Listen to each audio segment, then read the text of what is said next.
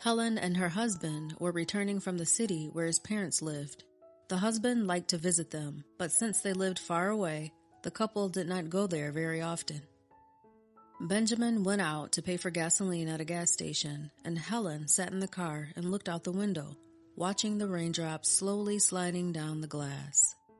The woman was very sad at the thought that she and her husband had been living together for 25 years, but recently their relationship had become much worse. Helen did not understand what caused it, because before they loved each other and together found a way out of any situation, and then suddenly something broke between them. The woman remembered the person Benjamin had been before, a jolly, kind, reliable, and always ready to help. Now she saw a sullen, serious, and almost alien person in front of her. Perhaps the reason was a change of her husband's job. When Benjamin was promoted to a senior position, his work took up a lot of time and the family gradually faded into the background. Helen never resented her husband because he dreamed of a promotion so that his family did not need anything. But in her heart, she was anxious. But paradoxically, money did not bring the happiness she and her husband had when he was a junior manager. The only thing that made Helen happy was that she and Benjamin had raised two beautiful daughters, Angela and Molly. Angela was already a student and lived in another state, while Molly went abroad for an internship a few years ago, married a man, and was expecting her first child. Except for her husband's cool attitude, a better life couldn't have been wished for. Benjamin returned to the car and interrupted her memories.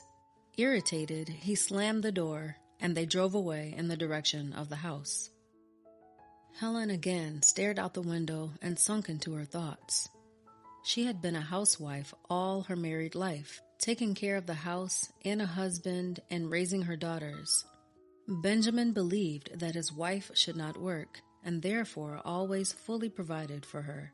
But lately, when their relationship soured, the woman had almost no money of her own. They went shopping together, and it was always her husband who paid for it. Helen could not remember the last time she bought something for herself. Her best friend, Nora, repeatedly advised her to find at least a part-time job, but her husband was adamantly against it. Helen felt that Benjamin was afraid to stay without the comfort of home, because if she went to work, the house would not be so clean, and in the evening, a delicious dinner would not be waiting for him. She often offered him the option of finding a small part-time job so she could do everything, but the result was the same. The husband usually became angry and forbade her to talk about it. And now, under the influence of her memories and pangs of longing, the woman decided to talk about it again. "Benjamin, let's talk. I know you don't like the idea, but I have to go to work," calmly said Helen.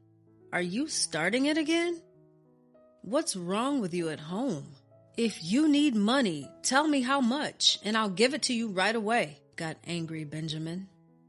"I do not want to constantly ask and remind that I also need to dress, buy makeup, or be able to go with friends to a cafe. I want to earn my own," firmly said Helen.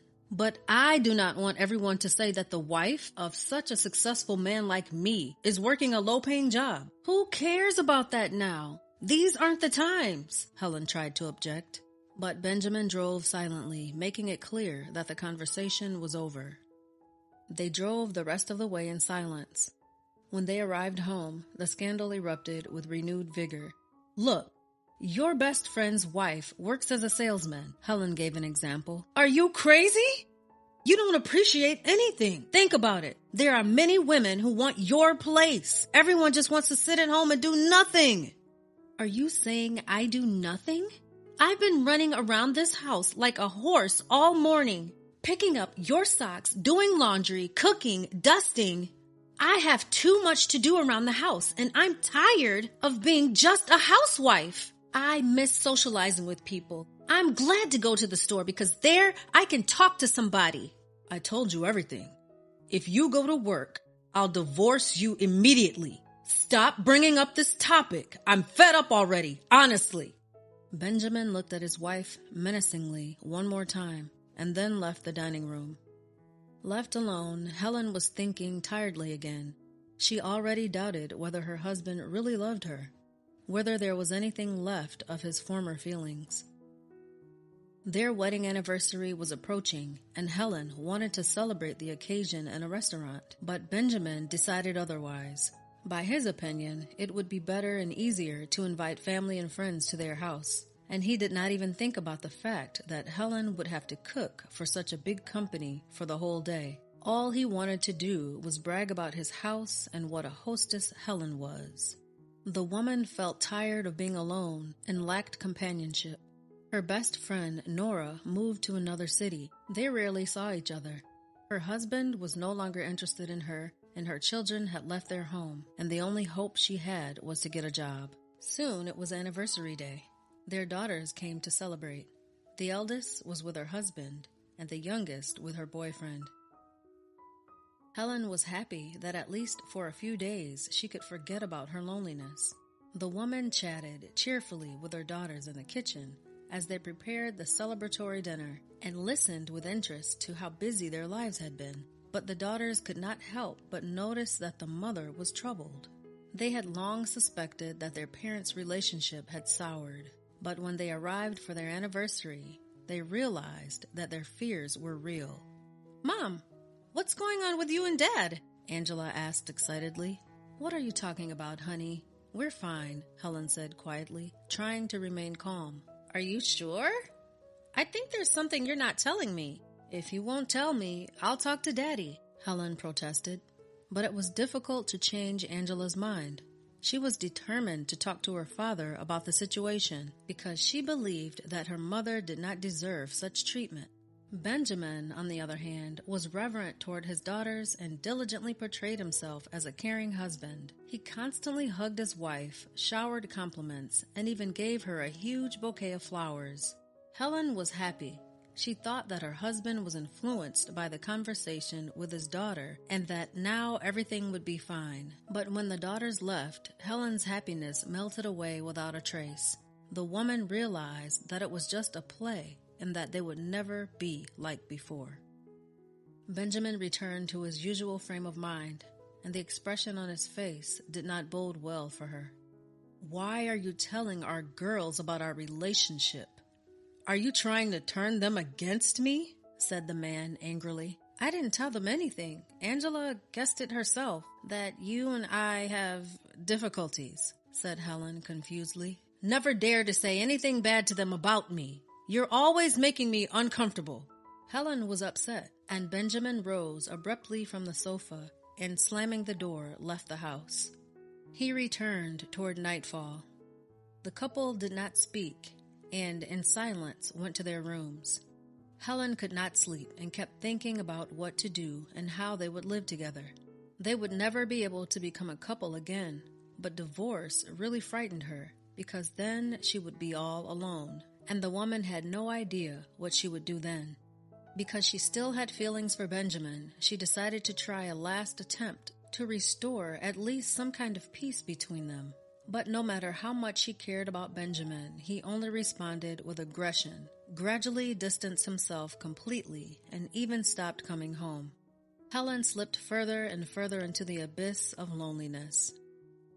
One day while shopping, she overheard a conversation between two cashiers that changed her life dramatically. One of the women was telling her that her acquaintance had opened a new hotel downtown, and now she was looking for maids.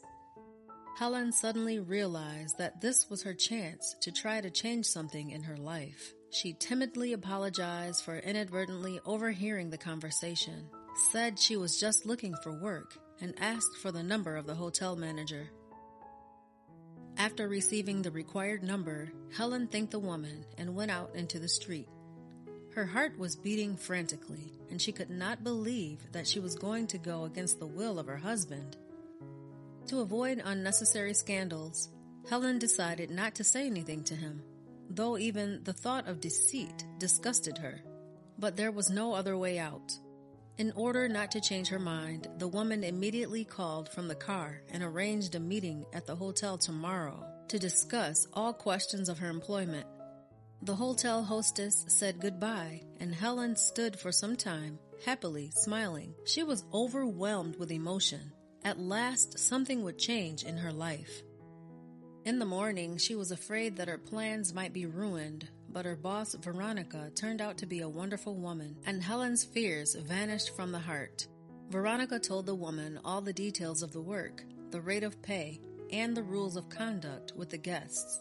Helen nodded happily and immediately went to work. At first, it was unusual and difficult, but then the woman managed, as she had planned, to do all the work and take care of the house. And it was easy to keep the secret, because her husband paid little attention to her and could not notice changes in her behavior and mood. Meanwhile, Helen's mood improved considerably. The woman enjoyed her life to the fullest. She liked her work, her salary was paid weekly, and her co-workers were wonderful. Several wonderful months passed that way. The woman was so happy that even her husband's rude attitude did not upset her anymore. On one of her weekends, when her husband left on another business trip, Helen decided to devote a day to herself and go shopping, then cook something delicious. But when she returned from shopping, her boss asked her to relieve her colleague who had fallen ill. Helen saw no problem and agreed. After a while, Helen received a complaint from one of the rooms she handled. Guests complained about dust in the room and the lack of drinks in the minibar. The woman rushed to fix the problems. When she entered the room, she did not see anyone and only heard the noise of pouring water. She began to dust and make the bed, and when she had finished, she saw a young woman in her 20s with wet hair. Her body was wrapped in a bath towel. The woman was indignant and showed her displeasure, demanding to be treated as a regular customer. Helen listened in silence, smiling politely. The young woman wanted to say something else, but then a voice came out of the bathroom, and Helen would have recognized it from 1,000 others. "Honey, don't be so rude to the staff. I think they all understood." "Helen? What are you doing here?" Dazed, Benjamin spoke and froze on the spot. "Hello, my darling. How was your business trip?" Helen sarcastically remarked. She was unbearably painful, but she tried not to cry, so as not to show weakness in front of this man, unworthy of her tears. Benjamin was clearly shocked. He in no way expected to see Helen here, and the only thing he could say in justification was that the young woman was his colleague. "Do you take showers with all your colleagues?" asked Helen, looking at her husband's wet hair and bathrobe. Benjamin tried to grab her arm, but Helen ripped her arm out, threw a rag at her spouse, and left the room. The young mistress watched with a grimace of displeasure at her lover's unsuccessful attempts to hold on to his wife. Then she quickly dressed and tossed him goodbye, all what she thought of him, and left the room. Cursing after her, Benjamin did not try to catch up with her. Now he cared only about Helen. Her behavior surprised and greatly enraged him. Helen went to the boss's office and, after explaining the whole situation, asked to let her go home. Veronica was a very tactful and understanding woman, so she let Helen go and gave her a few days off. And at home there was a huge scandal waiting for Helen. Benjamin knew very well that the best defense is an attack, and so he played the extreme dissatisfaction that his wife deceived him so cleverly and went against his will. Helen, on the other hand, in a crystal calm rage, reproached her husband for adultery, and even with a woman younger than their daughter. "Benjamin, we're getting a divorce," the woman said firmly, finally. "Who needs you? Don't make me laugh. You'll stay alone and beg me to come back," Benjamin yelled angrily. "I'll be fine. You'll see." Benjamin, having calmed down a little, tried to appeal to Helen's mind, and even promised to improve their relationship, not yet believing that his wife was capable of leaving him. He had almost begged Helen and assured her that he did not need anyone but her, but the woman was adamant. Soon the couple divorced. They exchanged the house they had built together in the hope that it would become a cozy family home for them, and Helen got her own separate apartment. Sometimes Benjamin made attempts to reconcile with his ex-wife, but Helen hated even seeing him, much less talking to him. He finally realized that he would never meet a better woman, but it was already too late. Sometimes Helen shared her worries over the phone with her friend Nora, the one who had moved to another city several years before. Nora was always trying to support her, and one day she had a wonderful idea. In her city, she unexpectedly met their classmate Paul, who had also recently divorced, and she decided that he and Helen should meet again. They had been friends once when they were young, but then their paths parted. Nora invited a friend to come and visit her, and Helen, who was just on vacation, agreed. Nora did not let the woman get bored, and one day arranged for a meeting between Helen and Paul.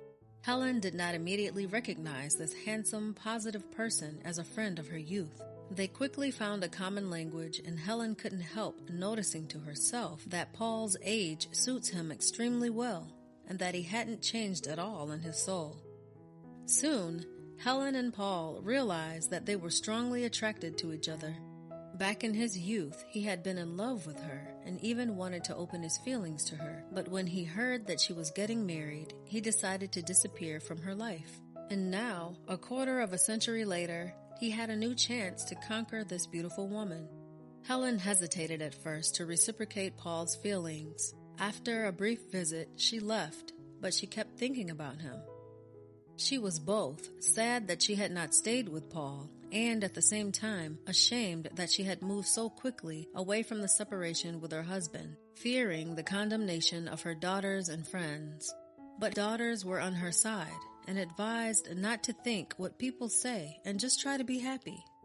Meanwhile, Paul was not going to give up. He came to Helen to convince her to give him a chance. The woman could not refuse him, and she had never regretted it. She felt like a beloved woman again, and she responded to Paul in the same way. Soon they got married, inviting only the closest people to the wedding. Helen was happy to have found a man with whom she was ready to go through life